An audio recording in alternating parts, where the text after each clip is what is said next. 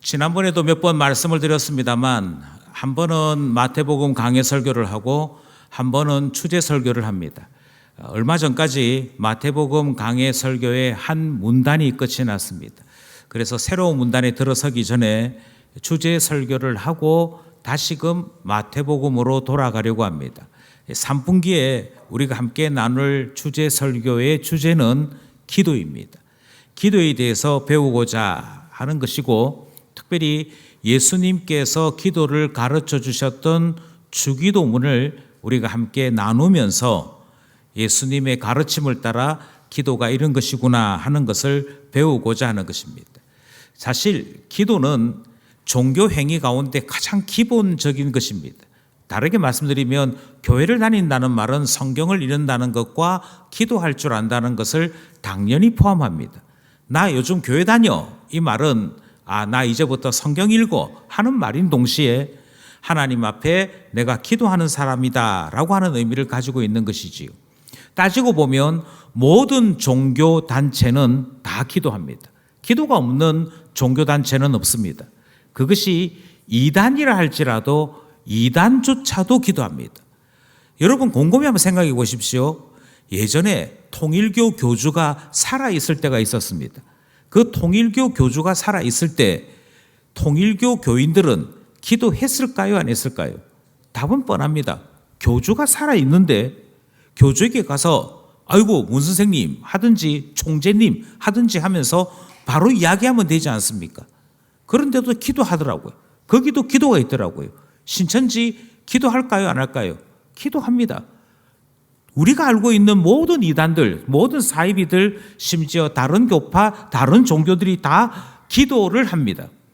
그런데도 불구하고 예수님께서는 기도를 배우라 하셨습니다. 이 말씀은 다른 종파나 다른 이단들이 기도에 대해서 가지고 있는 가르침과 기독교가 기도에 대해서 가지고 있는 가치가 같지 않다는 것을 의미합니다. 그런 점에서 기도를 배워라 하는 것은 주님의 가르침이고 성경의 교훈입니다. 기도를 배운다는 것을 이상하게 생각하지 마십시오. 오히려 기도를 배우지 않아도 나는 기도 잘한다는 것이 더 이상한 것입니다. 기도를 배워야겠다라고 이야기할 때 당연히 내가 비록 오래 교회를 다녔지만 그래 기도를 배워야겠어 하는 것이 정상이라는 사실을 기억하실 필요가 있는 것이지. 우리의 본문에서 주기도문이 등장합니다만 사실 주기도문이 등장하는 성경은 두 곳입니다. 먼저 첫 번째는 우리가 이미 설교를 통해서 듣기도 하고 배우기도 했던 마태복음의 주기도문 본문이 있습니다. 예수님께서 이 주기도문을 가르치실 때 이것은 어떤 맥락 속에서 가르치셨냐면 유대인들이 알고 있는 3대 경건의 행동이 있었습니다. 그 3대 경건의 행동이 우리가 잘 아는 대로 구제하는 것, 금식하는 것, 그리고 기도였습니다. 그런데 예수님께서 뭐라고 말씀하시냐면 하나님 앞에 우리가 정결한 사람이 되고자 경건 생활을 합니다. 그래서 구제합니다. 금식합니다. 기도합니다. 이렇게 말하는 유대교인들을 향해 너희들이 지금 잘못 알고 있어. 금식을 왜 하는지를 모르면서 금식하고 있고 구제를 왜 해야 되는지 모르면서 구제하고 있고 기도가 무엇인지를 모르면서 기도하고 있는 거야. 그러시면서 마태복음에서는 예수님께서 주도적으로 주 기도문을 제시하는 것이 오늘 본문에 등장하는 배경이 되었습니다. 그러면서 너희들 기도를 자꾸만 이방인처럼 해. 너희들 기도를 자꾸만 사람들에게 보이려고 해. 그런데 기도는 그런 게 아니야 라고 말씀하시면서 마태복음 말씀이 등장하는 것이지요. 중요한 것은 이것입니다. 우리는 종종 기도를 외식하는 자들의 기도와 같이 기도합니다. 우리는 종종 기도를 이방인들과 같이 기도합니다.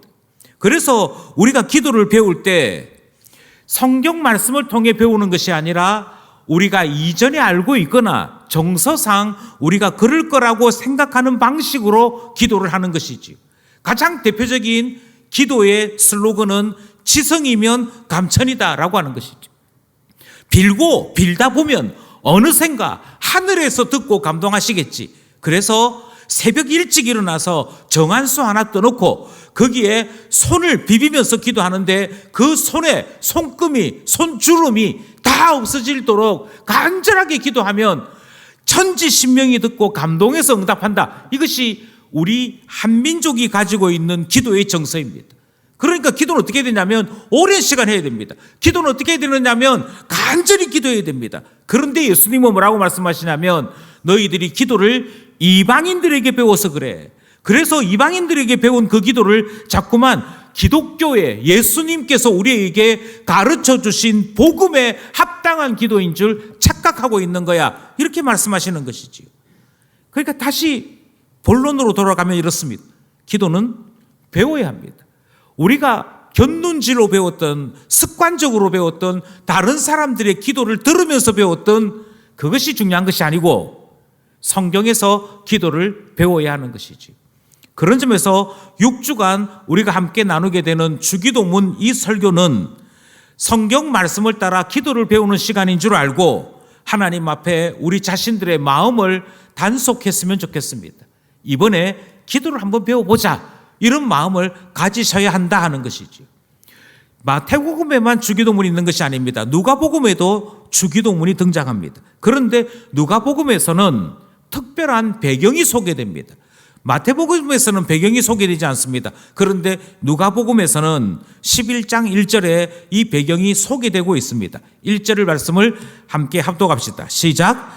예수께서 한 곳에서 기도하시고 마치심에 제자 중 하나가 여짜오되 주여 요한이 자기 제자들에게 기도를 가르친 것과 같이 우리에게도 가르쳐 주옵소서. 본문에 있는 내용을 좀 정리할 필요가 있습니다. 제자가 예수님이 기도하시고 끝나자마자 부탁을 하나 합니다. 왜 부탁을 하게 되었는가 하니 오늘 1절에 있는 말씀을 가만히 살펴보니까 세례 요한이 자기 제자들에게 기도를 가르쳐 주었다는 것입니다. 그러니까 기도는 배우는 것입니다. 계속 말씀드립니다. 기도는 배우는 것입니다. 세례 요한도 가르쳤습니다. 그래서 제자가 가만히 보니까 모든 종교 지도자들이 바리새인이면 바리새인인 대로 아니면 아닌 대로 모든 종교, 모든 종파의 지도자들이 기도를 가르치더라는 것입니다. 이걸 자꾸 지켜보았던 제자가 예수님의 기도를 마치자마자 아마 예수님의 기도가 너무 좋았던 모양이지요. 그래서 예수님께 부탁을 합니다. 우리에게도 기도를 가르쳐 주십시오. 예, 계속 말씀드리는데요. 기도를 가르쳐 달라는 본문 말씀이 등장합니다. 그런데 예수님께서 아무 소리 안 하시고 기도를 가르쳐 주십니다. 이것은 이제 때가 되었다. 이제 기도를 배울 만큼 성숙했다 하는 주님의 사인이었던 것 같습니다. 그래서 기도를 가르쳐 주십니다. 이 말 속에 엄청난 비밀이 있습니다. 교회를 처음 오신 분은 기도 못하는 것이 당연합니다. 왜냐하면 기도할 수 있는 어떤 능력도 어떤 조건도 해당되지 않기 때문입니다. 기도할 수 없는데 기도할 수 없는 사람이 기도하겠다라고 말하는 것은 쇼입니다. 연극입니다. 그런데 예수님은 기도를 언제 가르쳤냐면 제자들을 불러 모으시고 어느 정도 제자로서 훈련을 받고 난 다음에 기도를 가르치십니다. 이 말은 신앙이 있어야만 기도가 된다는 이야기고 어느 정도 훈련이 되어 있어야만 기도할 수 있다라고 하는 말씀이 되는 것이지요. 그리고 어느 정도 되었다면 그 다음에는 반드시 기도를 배우셔야 합니다. 배우지 않고는 참다운 기도가 가능하지 않다는 것입니다. 왜? 그런데 많은 사람들이 이렇게 생각하겠죠. 예, 그럼 제가 한번 기도 배워보겠습니다. 그런데도 불구하고 기도를 배우는 일은 종종 우리의 마음속에 어렵다 하는 인상을 가지게 됩니다. 어떤 목사님에게 물었습니다. 목사님은 기도를 어떻게 하십니까? 얼마나 하십니까? 기도하실 때 어떤 생각이 드십니까? 이렇게 질문을 했습니다. 그런데 목사인 그분의 대답이 이랬습니다. 저도 기도가 참 힘듭니다. 저도 새벽에 강단 설교를 마치고 기도하는 시간을 가질 때 5분 기도하고 나면 할 게 없어서 사람들이 좀 빨리 갔으면 좋겠는데 꼭 교인들 가운데 새벽 기도하면 1시간씩 기도하는 사람이 있거든. 그 목사 체면에 저 사람은 1시간 기도하는데 교인인데 그냥 목사인 내가 한 10분 기도하고 오늘 기도 끝 하고 나가려니까 면이 안 서잖아요. 그래서 강단을 이제 스크린 삼아 앉아가지고 빨리 안 가나 주님 빨리 보내주십시오 하는 기도를 1시간 한다는 거예요. 그러니까 목사에게도 기도가 어렵다 하는 이야기가 등장을 합니다. 왜 어렵지? 라고 하는 질문을 해보면 대부분의 사람들이 대답이 이렇습니다. 부끄러워서. 대표기도, 특별히 대표기도가 그렇죠. 대표기도를 시키면 부끄럽대요. 부끄러워서 앞에 나와 기도하는 게 힘들다라고 이야기하는 사람들을 볼 때가 있습니다. 그 다음 왜 기도가 힘드냐라고 얘기했더니 원래 말을 잘 못하는데 기도하시는 분들 보니까 기도 문장이 총알 같더라는 거죠. 예, 이런 분들이 기도 잘하는 거 아닌데도 불구하고 기도를 배워야 될 입장에 있는 분들에게는 이게 부담이 되는가 봐요. 특별히 통성기도를 시키면 시작에서부터 끝까지 총알같이 나가는 분들이 있습니다. 다 함께 통성으로 기도하겠습니다. 그러면 하나님 아버지부터 지켜보고 있으면 와, 난 저거 못해 하시는 분들이 지레 겁을 먹고 나는 말을 못해서 기도 못한다로 빠지기 시작합니다. 특별히 생각하면서 기도하시는 분들은 이 부분이 가장 어렵습니다. 뭔가 바로바로 쏟아내야 될 것 같은데 바로바로 쏟아내는 것이 불가능해서 기도하자 그러면 무조건 부담부터 느끼는 거죠. 나는 생각해보고 하나님 제가 이 시간 기도하고자 하는데 하나님 제 마음속에 뭘 기도해야 되는지부터 알려주십시오. 이게 안 되는 거예요. 저기는 지금 총알같이 나가는데 나는 이제 세발 자전거 한 바퀴 돌린 그런 느낌 들 때 기도가 안 되더라 하는 이야기가 등장합니다. 긴장할 때 기도 안 됩니다. 그런데 긴장이 지나쳐서 기도를 시켰는데 대표 기도를 시켰는데 기도하겠다고 일어서는 순간 머리가 하얘지는 그런 경험을 해본 사람들은 기도가 참 어렵다고 얘기합니다. 그 다음 어려운 것은 특수 용어가 어렵기 때문입니다. 특수 용어가 어려운 이유 중에 하나는 기도 중에 자꾸만 특수 용어가 등장을 해요. 그게 뭐냐면 기도 좀 하신 분들만이 사용하는 특수 용어는 주여입니다.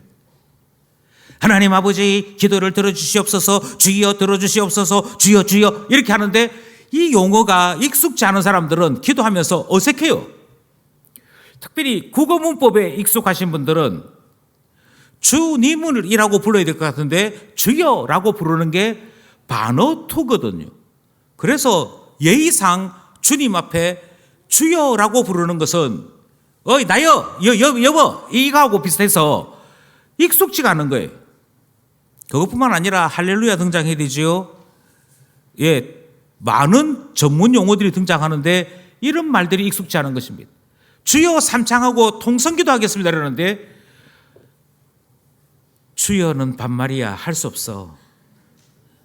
예, 이런 복잡함들이 그래서 기도를 하면 기도에 집중하는 것이 아니고 목소리를 얼마나 높여야 되지 어느 정도 빠르게 해야 되지 여기에서 어떤 말 어떤 용어를 써야 되지 등등으로 복잡해지기 시작하는 것입니다. 그러다 보니 기도를 배운다는 것은 다소 복잡해지는 문제를 안게 됩니다. 지금 이 시간 내가 어떤 용어와 어떤 말을 사용해서 어떻게 기도해야 되나 이런 생각들이 더 가득 차 있다 보니 기도가 무엇인지에 대해서는 더 모르는 상황이 되고 말더라는 것이지. 그럼 기도를 배우고 나면 좀 낫습니까? 그렇지 않습니다. 주 기도문이 마태복음에도 있고 누가복음에도 있다고 말씀드렸지 않습니까?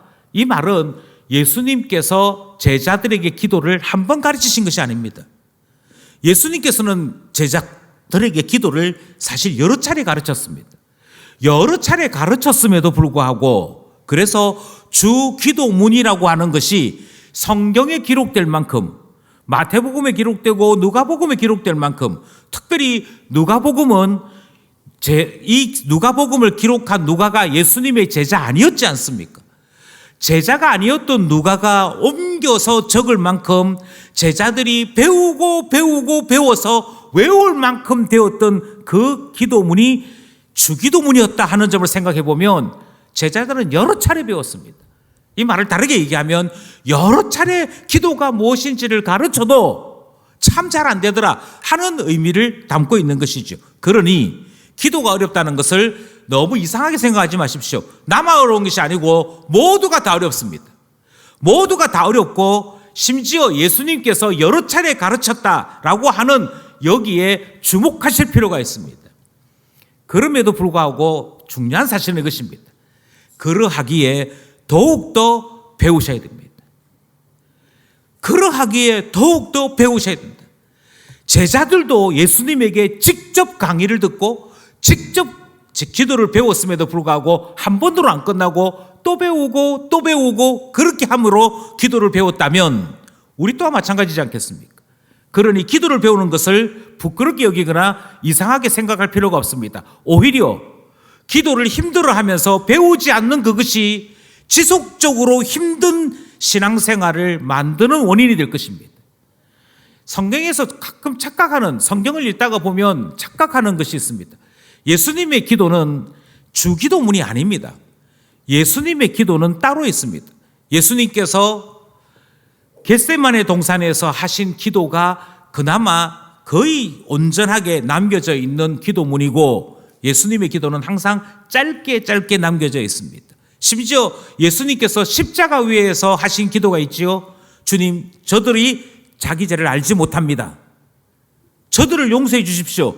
짧은 기도가 있습니다. 그러나 분명히 짧지 않으셨을 겁니다. 긴 기도가 있었을 것입니다. 짧게 남겨져 있고 가장 긴 기도는 주님 하실 수만 있으면 이 잔을 내게서 지나가게 해주십시오라고 기도하셨던 것, 그리고 저들로 하나 되게 해달라고 기도하셨던 그 기도가 주님의 기도입니다. 그럼 주기도문은 뭔데요? 주기도문은 다시 말씀드립니다. 기도를 어떻게 해야 되는지 가르쳐 주신 기도입니다. 그러니 같은 말이 아닙니다.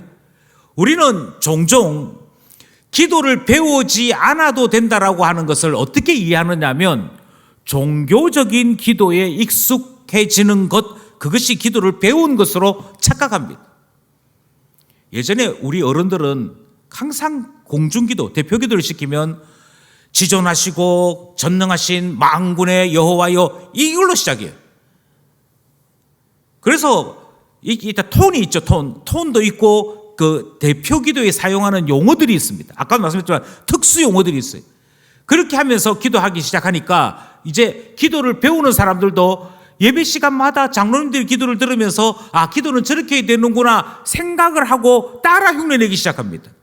저는 이것을 뭐라고 말씀드리냐면 종교 생활을 하다 보니 그 종교 생활에 익숙해서 나온 기도이지 기도를 배워서 한 기도는 아니다라고 말씀드리는 것입니다. 좀 더 다르게 표현하자면 이 기도는 사람들이 듣기를 바라는 기도이지 성령에 이끌려서 드리는 기도는 아니다라고 말씀드리는 것입니다. 아니 목사님, 차이가 뭔데요? 도대체 성령에 이끌리는 기도하고 사람에게 보이려고 하는 기도의 차이는 뭔데요? 예수님께서 오늘 기도를 가르치시면서 마태복음에서 두 가지 배경에 대한 말씀을 하십니다. 기도를 배우지 않으면 어떤 기도를 하게 되느냐? 제일 첫 번째가 외식하는 사람들의 기도를 따라하게 된다라고 얘기합니다. 여기서 말하는 외식하는 기도란 사람들에게 보이려고 하는 기도라고 예수님이 해석하십니다. 사람들에게 보이려고 기도하는 것, 또는 사람들을 충동하거나 사람들에게 감동을 주거나 사람들을 설득시키려고 하는 기도들, 이런 것들이 다 외식하는 자들의 기도입니다. 참 놀랍게도 선거 때 이런 기도들이 많이 등장합니다. 예를 들어서 제가 여당에 좀 관심이 있는 사람이면 주님, 하나님께서 세운 대통령 흔들지 않도록 붙잡아 주시고 뭐 이렇게 기도하는 거죠. 그런데 반대로 내가 야당에 좀 성향이 강하면 주님, 주께서 미워하는 일을 행하는 저 악한 지도자는 주님 몰아내 주시고 뭐 이렇게 기도하는 거죠. 이게 하나님께 드리는 기도 아닙니다. 내가 가지고 있는 생각을 대표 기도라고 하는 시간을 통해서 자꾸 설득시키려고 해요. 사람들에게 자꾸 강조시키려고 해요. 하나님 앞에 기도라고 하는 이 시간을 통해서 여러분, 저는 야당성이 강한 사람입니다. 저는 여당성이 강한 사람입니다. 그거 주장하면서 그러니 여러분도 저 따라 야당 되셔야 됩니다. 여당 되셔야 됩니다. 하는 이야기가 되는 것이지. 이거 사람에게 보이려고 하는 겁니다. 사람에게 보이려고 하는 게 정치만 있느냐? 그렇지 않습니다. 경건함도 보이려고 합니다. 바리새인들이 주로 했던 것이지요. 그래서 하나님 앞에 주님 감사합니다. 그래도 일주일에 2-3번 정도 금식하며 기도하게 하시니 감사합니다. 그러면서 은근슬쩍 나는 금식하는 사람이야 이렇게 보이려고 하는 것, 이게 다 외식하는 자들의 기도였습니다. 마치 나는 순수하고 그 어떤 흠결도 없는데 굳이 하나 흠결을 찾자면 요 정도의 흠결이 있다, 이것을 기도 때 표현합니다. 주님, 전심을 다해 하나님 말씀 지키려고 했는데 제가 정말 잘 지킨 것 같았는데 돌아보니 지난 1시간 낮잠을 잤는데 시간을 낭비한 제가 있었습니다. 이건 모르고 지나갈 뻔했습니다. 이렇게 얘기하면 듣는 사람들이 어떻게 생각하는 거 아니? 아, 저분은 그때 1시간 잔 거 말고는 늘 기도하며 사시는가 보다, 늘 하나님과 동행하며 사는가 보다를 나타내려고 하는 것, 이런 것들이 외식하는 것입니다. 그래서 주님은 이렇게 말씀하시죠. 기도를 배우지 않아서 그래. 기도를 배웠더라면 사람에게 보이려고 기도하는 건 안 했을 텐데. 다시금 돌아옵니다. 대표 기도를 시켰더니 못하겠습니다 하시는 분들이 있습니다. 못하겠다라고 하는 것은 무엇 때문에 못하겠다고 얘기할까요? 혹시라도 그것이 사람에게 보이는 기도가 어렵다라고 생각하신다면, 다시 말씀드립니다. 기도를 배우십시오. 기도를 배워서 사람에게 보이려고 하는 외식하는 기도하지 마시고 주님이 기뻐하시는 진짜 기도를 하는 사람 되어야 되지 않겠습니까? 그래서 예수님이 주기도를 통해 기도를 가르치신 이유는 외식하는 자의 기도를 막기 위해서였습니다. 그게 얼마나 중요합니까? 또 하나가 있지요. 이방인들의 기도가 있습니다. 이방인의 기도라는 말은 하나님 아닌 다른 신을 믿는 자라는 뜻을 가지고 있습니다. 그런데 하나님 말고 신이 있습니까? 하나님 말고는 신이 없습니다. 다르게 얘기하면 자기 스스로 또는 그 민족이나 그 집단이 스스로 하나님이 있어, 우리가 믿는 신이 있어 라고 스스로 착각하고 스스로 자기 착각에 빠져 있을 뿐이지 신이 없거든요. 신이 없다 보니 이미 말씀드린 대로 신이 누구인지에 대해 인격적인 접근을 할 수 없습니다. 그 신이 나에게 오셔서 나를 사랑한다 해주셨어, 이런 거 없습니다. 오히려 이방 종교의 신은 사람이 신을 돌봐줘야 됩니다. 우리가 묵상하고 있는 이사야 말씀에 이 이야기가 여러 차례 등장했습니다. 야, 너희들이 믿고 있는 신은 어떻게 돌이냐? 그래서 그 돌을 이끼 끼지 않도록 매번 닦아줘야 돼. 너희들이 믿고 있는 신은 어떻게 나무냐? 나무여가지고 어떻게 곰팡이 피지 않도록 늘 닦아줘야 되냐? 신이 사람을 돌보는 것이 아니라 사람이 신을 돌보는 희한한 일이 벌어지는 것이죠. 그러면서도 이방인들은 없는 자기들의 신을 있는 것처럼 여기면서 신이 나를 보호해 주는 것이 아니라 내가 신을 보호한다라고 하는 그 생각 속에 기도조차도 신을 감동시키려고 하는 기도로 빠져들기 시작합니다. 비가 오기를 위해 기도합니다. 언제까지 기도합니까? 비가 올 때까지 기도합니다. 하나님께서 비록 적은 나의 말이나 비록 부족한 나의 기도 시간이나 내 마음과 내 처지를 아시는 하나님이 내 기도를 들으신다, 이거 생각할 수 없습니다. 그래서 언제까지 기도해야 되느냐 하면 인디언들은 비가 올 때까지 기도합니다. 뉴질랜드 원주민들은 비가 올 때까지 기도합니다. 이유는 간단합니다. 인격적이고 내 마음을 아시고 내 사정을 아시는 신을 만나본 적이 없기 때문입니다. 그러다 보니 이방인들의 기도는 말을 많이 해야 됩니다. 내가 원하는 답이 올 때까지 계속 말을 해야 합니다. 이것이 중언입니다. 이것이 부언입니다. 한 말 또 하고 한 말 또 하고 한 말 또 하는 이유는 혹시라도 이렇게 하는 가운데 어느 신인지 모르지만 어느 신이 듣고 들어줄 수 있잖아, 응답이 올 수 있잖아, 그것 때문에 이렇게 하더라는 것입니다. 그러니 기도를 배우지 않으면 사람에게 보이는 기도를 하든지 이방인과 같이 중언, 부언하는 기도를 하기에 이 기도는 하나님이 듣지도 않으시는 기도인데 왜 하냐 하는 것이 배경이 되는 것이지. 그러면 내가 사람에게 보이는 기도 안 하고 중언부언하는 기도 안 하면 되는 것이냐? 그렇지 않습니다. 다시 말씀드립니다. 신앙의 단계별로 기도가 어렵다는 말은 다른 의미를 가집니다. 만약 우리가 하나님을 모르는 상태에서 이제 막 교회로 오신 분이라면 하나님 만나본 적이 없잖아요. 하나님을 경험한 적이 없잖아요. 하나님을 경험한 적도 없는데 하나님께 기도한다고요? 그건 원맨쇼죠. 다르게 말씀드려서 기도가 안 되는 거죠. 기도를 하려면 내가 만난 하나님을 비록 눈에는 보이지 않지만 그 하나님을 알고 있기에 하나님, 제가 보지는 못합니다만 하나님 분명히 계시지요. 하나님 분명히 능력이 많으시니까 어느 곳에나 계시는 분이니까 제 마음 아시고 제 무엇을 위해 기도하는지 알고 계시지요. 그래서 하나님, 제가 다시금 말씀드립니다. 내 마음을 아신 하나님, 제가 정말 이거 원합니다. 제가 정말 이거 힘들어합니다. 이게 가능합니다. 기도가 그때부터 되기 시작합니다. 그런데 하나님을 모른다? 그러면 죄송한 얘기지만 기도부터 배우시는 것이 아닙니다. 하나님 살아계신 것부터 배우셔야 됩니다. 성경을 읽으셔야 되고요. 성경을 통해 하나님 만나셔야 되고요. 하나님을 만나야 그 다음부터 기도가 가능합니다. 물론 다른 특별한 경우가 있을 수 있습니다.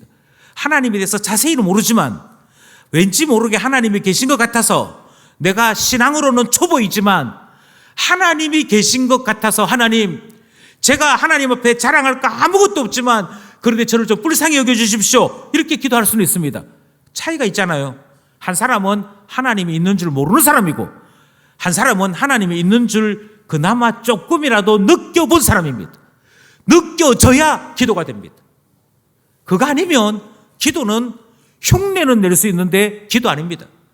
이게 아니면 계속 말씀드리지만 기도는 어렵다가 아니라 불가능해지기 시작합니다. 기도는 어디서부터 출발하느냐? 하나님을 아는 사람이 될 때 출발하기 시작합니다. 이때는 하나님을 자세히 아는 것이 아니기 때문에 내 생각 반, 하나님이 그런 분일 거라고 하는 추측 반으로 기도합니다. 하나님, 내가 하나님이 나를 사랑하시는지는 잘 모르겠는데 나는 어쨌든 하나님 한번 믿어보려고 하니까 하나님 좀 좋게 봐주시고 이렇게 이야기하기 시작합니다. 비록 기도 문장이 어색하지만 기도 문장에서 하나님에 대한 고백이 약간은 불분명하지만 그럼에도 불구하고 기도입니다. 이런 분들이 기도가 어렵다라고 얘기할 때는 하나님을 아는 지식이 부족해서 하나님을 깊이 알지 못해서 기도가 어려운 것입니다. 근데 하나님을 아는 사람들이 있어요. 하나님 만나본 사람이 있다니까요. 죄송합니다. 저희 집 이야기를 해서 저희 어머니는 교회를 다니지 않는 분이셨습니다. 그런데 교회를 다니지 않는 우리 어머니를 어떻게 전도할까 이렇게 하다가 저희 집이 참 부자였거든요. 집이 여러 채 있었습니다. 여러 채 있는 집 중에 유독 집 한 채가 팔리지가 않는 겁니다. 이걸 팔아야 그 다음 다른 집을 사고 하는데 이게 팔리지가 않아서 어느 날 그냥 지나가는 말투로 야, 이거 좀 팔 방법이 없나? 제가 그래서 이때다 싶어서 기도하면 되지요. 이랬더니 야, 기도해가지고 이거 팔리면 내 교회 나간다 이러시더라고요. 그래서 이때다 싶어서 제가 이거 팔리면 진짜 교회 나가느냐? 그래 나갈게. 그래서 제가 딱 2달만 기다리라. 2달은 무슨 2달요? 1달 만에 팔렸습니다. 그런데 안 나오더라고요. 급한 사정이 생기잖아요. 급한 일이 있잖아요. 예, 그러면 기도하게 됩니다. 여기서 하나님을 믿기는 믿는데 기도가 어려운 두 번째 단계가 등장하는 것입니다. 하나님 있는 줄 알아요. 하나님 살아계신 것도 알아요. 그래서 기도하면 하나님이 응답하시는 것도 알아요. 그런데 참 희한하게도 하나님을 찾기보다는 자꾸 다른 방법을 찾아요. 이 말을 다르게 얘기하면 기도하지 않는다는 겁니다. 다른 쉬운 방법이 있는데 왜 기도합니까? 전화 돌려가지고 언니 네가 마음만 고쳐먹으면 쉽게 해결되는 건데 왜 안 해주노? 사람 찾지 하나님 찾지 않습니다. 그게 더 쉽다고 생각하니까요. 그게 더 빠른 해결책이라고 믿으니까요. 당신이 나를 좋게만 봐주면 이 문제 별것 아닌데 왜 나를 그렇게 가깝게 여기지 않느냐? 그러면서 우리는 하나님 앞에 푸념합니다. 하나님, 저 사람이 나한테 뭔가 맺힌 게 있는지 나쁘게 봅니다. 그걸 기도라고 하고 있어요. 예, 참 놀랍게도 하나님을 안다고 하는데 하나님에게로 가지 않는 희한한 병이 발생합니다. 이게 기도라는 것입니다. 이렇게 되어지면 기도는 어렵습니다.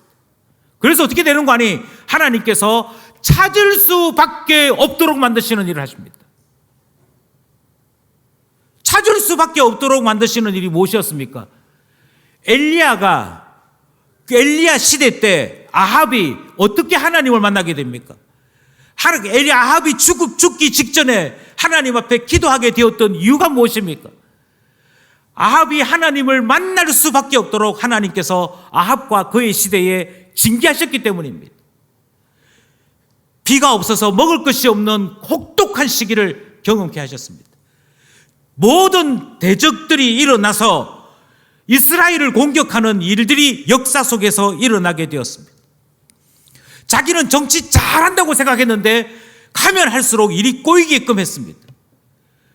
그래서 더욱더 하나님을 믿는 선지자들을 죽였고 핍박했으나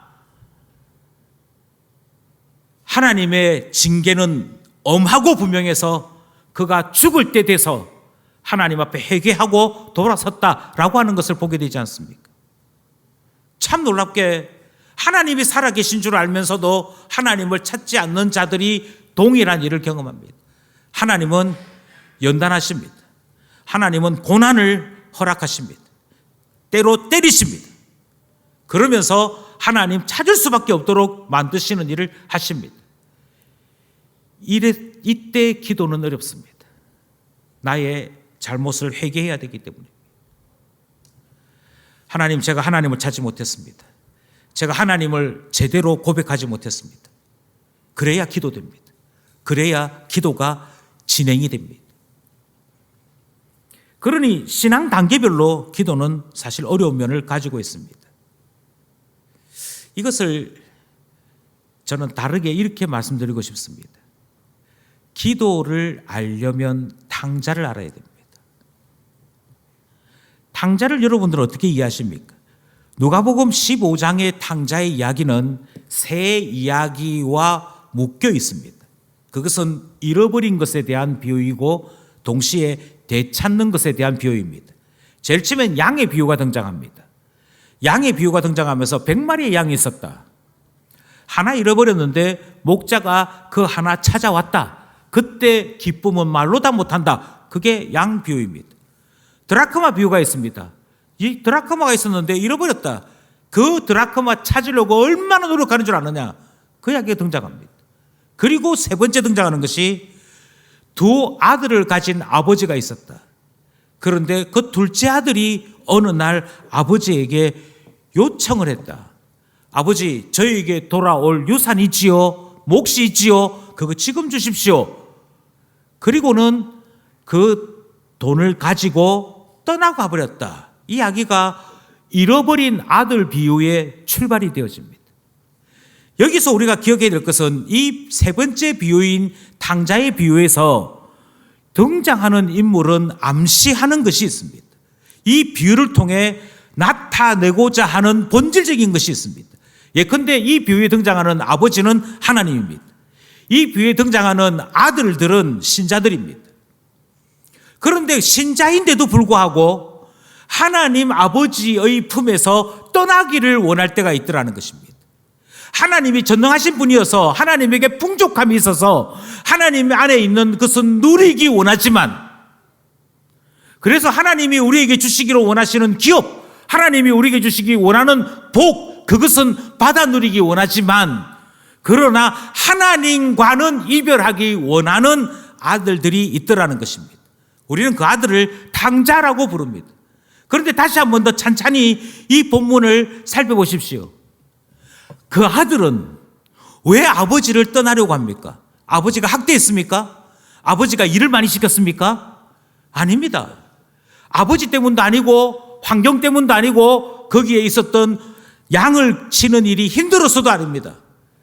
아들이 아버지를 떠났던 가장 결정적인 사건을 누가복음 15장 13절은 이렇게 소개하고 있습니다. 누가복음 15장 13절입니다. 시작. 거후 며칠이 안 되어 둘째 아들이 재물을 다 모아가지고 먼 나라에 가 거기서 허랑방탕하여 그 재산을 낭비하더니, 누가복음은 이렇게 표현하고 있습니다. 먼저 먼 나라가 눈에 들어왔습니다. 여기서 먼 나라라고 하는 말은 이스라엘이 아닌 나라를 이야기합니다. 하나님의 나라가 아닌 나라를 이야기합니다. 우리는 우리의 신자들의 삶 속에서 이와 같은 나라를 세상이라고 부릅니다. 어느 날 신자의 마음속에 세상이 들어올 때가 있습니다. 왜 나는 여전히 월세를 벗어나지 못할까? 세상이 들어올 때입니다. 왜 나는 여전히 매달 내가 받는 생활비에서 쌓이는 것이 없을까? 이게 세상이 들어올 때입니다. 어느 날 세상이 들어오기 시작하면 먼 나라가 내 마음에 가까이 들어오기 시작합니다. 나는 왜 서울에 살지 못할까? 나는 왜 강남에 살지 못할까? 왜 내 아파트는 그 유명한 그런 아파트가 아닐까? 내가 살고 있는 평수는 왜 25평을 벗어나지 못할까? 65평도 있고 95평도 있던데 나는 왜 그런 데 살지 못할까? 왜 나는 수도권에 있거나 서울에 있는 대학을 나오지 못했던가? 왜 우리 아들들은 돈을 많이 벌어오지 못할까?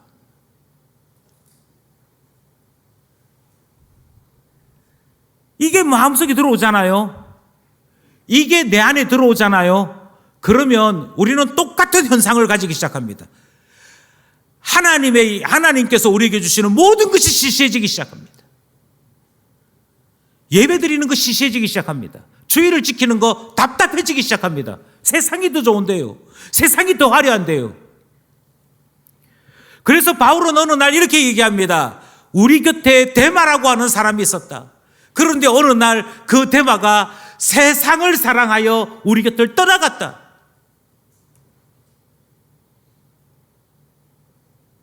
그 세상을 멋지게 사는 것에 필요한 것이 있습니다. 재물입니다. 돈입니다. 돈이 있으면 내가 왠지 모르게 그 먼 나라에서 천국과 같은 생활을 누릴 수 있는 것. 그래서 오늘 많은 신자들이 돈이 있으면 웃고 돈이 없으면 우는 희한한 일을 벌이기 시작합니다. 그래서 나타난 이 둘째 아들의 현상이 무엇입니까? 아버지 품을 떠나는 것입니다. 아버지에게서 빼낼 수 있는 모든 것은 빼내고 그것을 가지고 몇 날이 되지 못해서 며칠이 지나지 못해서 아버지 품을 떠나 먼 나라로 떠나가 그 돈을 내가 원했던 대로 흥청망청 써보는 것. 그게 세상 사람들이 꿈꾸는 천국 같은 삶 아닙니까? 어느샌가 내 마음속에 세상이 들어오기 시작하면요, 기도 안 됩니다. 기도란 하나님을 찾는 것인데 세상이 들어오면 기도 안 됩니다. 그래서 유명한 이야기도 있잖아요. 부흥 강사들이 늘 와서 하는 얘기. 어떤 부동산 업을 하시는 집사님이 있었습니다. 몇십억짜리 아파트 한 채 팔면 중개 수수료 빠지면 한 1억쯤 건질 수 있는 그게 마음에 꽉 차 있었습니다. 그래서 마음속에는 세상이 있습니다.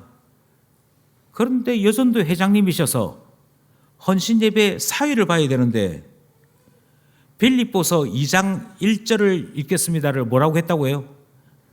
빌립보서 2동 1호를 읽겠습니다. 농담 같지만 엄연한 사실입니다. 종종 있는 일입니다.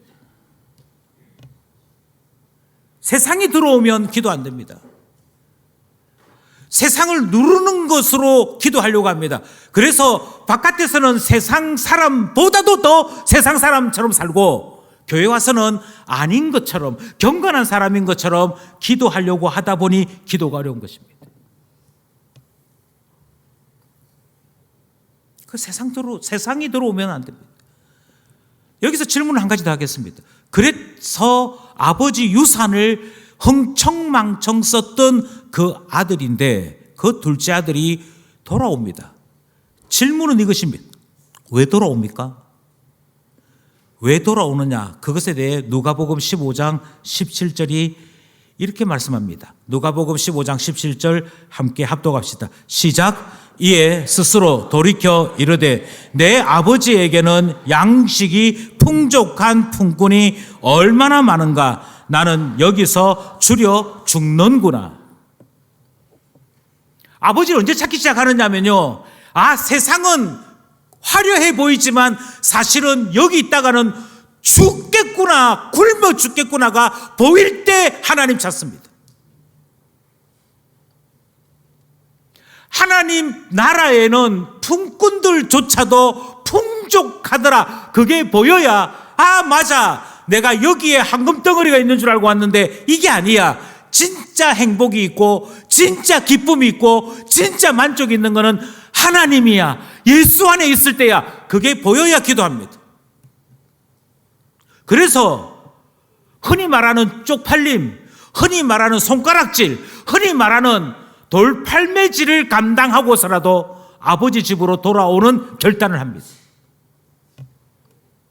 유대인 사회는 이방 족속에게로 가서 이방 족속의 문화에서 자기의 몸을 더럽힌 자가 돌아오게 될 때 아버지의 명예를 실추시키거나 아버지의 그 이름 자체에 대해서 모욕을 끼쳤다라고 하는 아들이 있을 경우에 동네가 그 아들을 돌로 쳐 죽이게 돼 있습니다. 그 위험을 몰랐겠습니까? 알면서도 내가 죽더라도 아버지한테 가보고 죽을래, 이걸 결정하게 된 이유는 생각났기 때문입니다. 아버지 집이 얼마나 좋은지 생각났기 때문입니다. 세상이 얼마나 비참한 곳인지 보였기 때문입니다. 세상 속에서 하나님의 자녀는 줄여 죽을 수밖에 없음이 이해되었기 때문입니다. 그래서 아버지에게로 가야겠다 하는 일이 일어났던 것이죠. 저는 다시금 말씀드립니다. 왜 기도하느냐고요? 왜 기도하느냐면 세상 소망 둘 곳 없기 때문입니다. 세상에는 소망 둘 곳이 없음이 이해되어질 때 우리의 모든 소망이 되시는 하나님이 그제서야 보이기 때문입니다. 왜 큐티 안 하시는 줄 아십니까? 왜 기도하시지 않는 줄 아십니까? 자기 자신에게 솔직하게 생각해 보시면 하나님 없이도 나 스스로 살 수 있는 자신이 있기 때문입니다. 하나님의 말씀을 읽고 하나님의 교훈을 따라 살지 않아도 얼마든지 나는 지혜롭다고 생각하기 때문입니다. 내가 지금 하고 있는 투자, 내가 지금 하고 있는 결정이 하나님께 묻지 않아도 괜찮다고 싶을 때는 기도하지 않습니다. 이것이 문제입니다. 그러니 여러분, 다시 한번 나 자신을 좀 볼 수 있었으면 좋겠습니다. 정작 해야 될 세 번째가 있긴 한데요, 이걸 진행할 수는 없습니다. 이거 하게 되면 아무래도 20-30분 더 해야 될 것 같은데 요거는 다음 주에 다시 설교하도록 하겠습니다.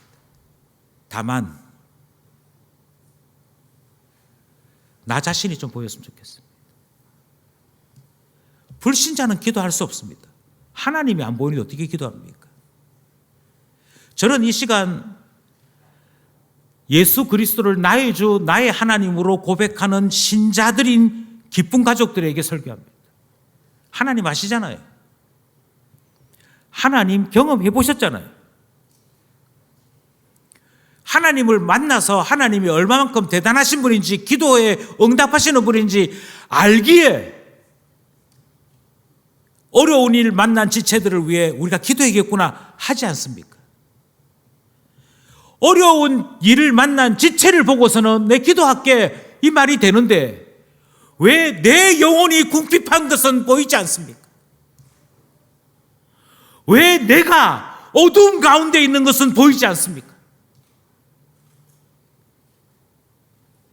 왜 내게 하나님이 말씀하시는 그 길이 되고 빛이 되는 그 말씀이 필요한 것은 보이지 않습니까? 왜 내게 천군 천사를 호위하시고 나를 지키시는 하나님은 보이지 않습니까? 두려워 떨 일이 많을 때마다 하나님의 자녀라면 나를 사랑하셔서 독생자를 주신 하나님 불러야 되는 거 아니겠습니까? 그러면서 이방인이 아니요, 사람들에게 보이려고 하는 것이 아니라 나를 알고 나를 보시는 하나님을 향해 기도하는 자가 되는 거 아니겠습니까? 그러니 여러분, 하나님을 아시는 여러분, 눈 떠서 나의 궁핍한 것을 보시고 하나님께 기도함으로 나가는 우리 되기를 원합니다. 하나님께서 우리에게 성령을 부으사 깨닫게 하심으로 세상이 마음에 들어오는 것이 아니라 하나님이 원하시는 것이 내 마음에 들어오는 은혜의 역사, 거룩함의 역사가 있기를 소원합니다. 그리하여 하나님을 찾는 자, 매 순간 기도하는 자로 살아가는 우리 모두 될 수 있기를 간절히 소원합니다.